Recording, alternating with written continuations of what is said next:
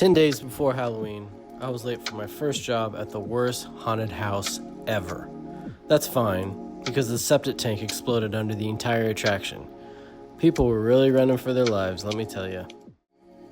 9 days before Halloween, the boss at the worst haunted house ever had an emergency meeting. First, the milk was bad, no kidding. Second, too many employees were fighting the customers.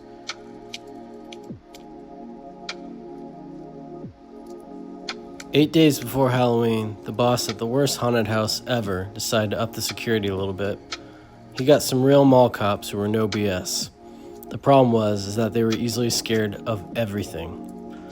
Also, dead Jimi Hendrix and I were placed on Graveduty as punishment for insubordination.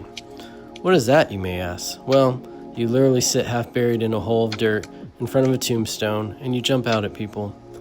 It was a specialty of ours. 7 days before Halloween, the HR representative of the worst haunted house in the world had to be called.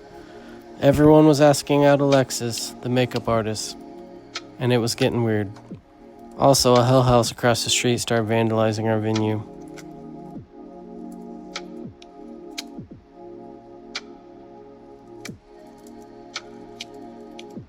Six and a half days before Halloween, the boss at the worst haunted house ever decided to put in a hay maze and some nets, considering our venue was a little too intense for the kids. People were writing complaints and whatnot. Unfortunately, the boss and all of us were allergic to hay, and we all got massive sinus infections, amongst other things. Also, one of our best characters, an old grandpa who looked like Grandpa Munster, died in the middle of a run. We were pretty bummed. Here's a bonus little ditty about the worst haunted house ever. The boss announced his plans for a Thanksgiving massacre venue. One day of mutant turkeys, demented potatoes, and undead football players chasing, undead pilgrims. All on a full stomach. Who wouldn't want to spend the holidays that way? 6 days before Halloween, we had the worst rainstorm ever, which was fitting at the worst haunted house ever. All of our lights blew over, characters and tombstones washed away. Afterwards, the leaves and puddles were everywhere. In the morning, I found a drawing of a clown a little kid had dropped. 5.5 days before Halloween, the boss at the worst haunted house ever decided to do some weird 2001 Birth of Man exhibit. It scared people to death. It was horrifying. Also, our John Carpenter Michael Myers got in a fight with our Rob Zombie Michael Myers. He got out of control. Also, I fell in love with the girl from the Hell House across the street. More on that later. 5 days before Halloween, dawn was rising at the worst haunted house ever. Some of the veterans of the place said after an all-nighter, which we just went through, it was custom play undead, soccer, and dodgeball all morning. It was epic. Cue the copyright violation.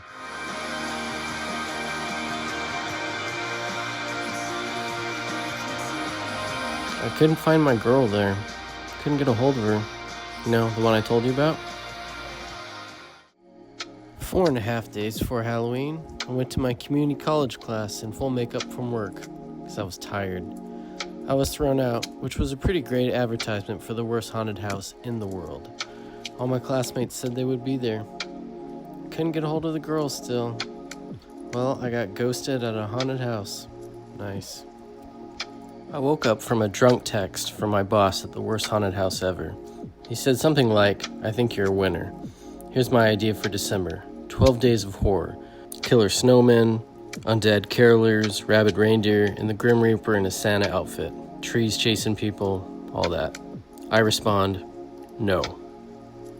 4 days before Halloween, our haunted house was attacked again, but not by the Hell House across the street. It was attacked by a rival clowns-only haunted house attraction. Oh my, things were getting spicy. Candy, the girl, that was her name, wrote me back finally, said she was, quote, busy working at that Hell House. It was across the street. 3 days before Halloween, we were going hard at the haunted house. We were going hard at the haunted house, scaring everyone. But two things happened. Someone's cousin who was in the catering got us all sick, like really bad. Second, the boss found a pagan symbol. Actually, a kid had been playing with rocks and left it there. Well, he had his ex-priest cousin come to take a look. Well, he got scared too. A little ironic, yeah? 2 days before Halloween, the boss decided to beef up security again. So he hired an ex-special forces, military, God knows what, to take care of things. He kind of intimidated everybody. One day before Halloween, we were ready. We had our game faces on. We weren't scared. Also, our bouncer was throwing out people and also kept loan sharks away who were trying to shut the place down. Pay your bills, kids. We were ready. Halloween night came upon us, and it was everything you thought it would be. Crowds and scares and crazy stuff. And I thought back about all that I'd been through, and I thought I would miss it. So then I looked forward to when we do Scream Break next year. I never saw that girl again. I thought I saw her running by. Welcome to Graveduty.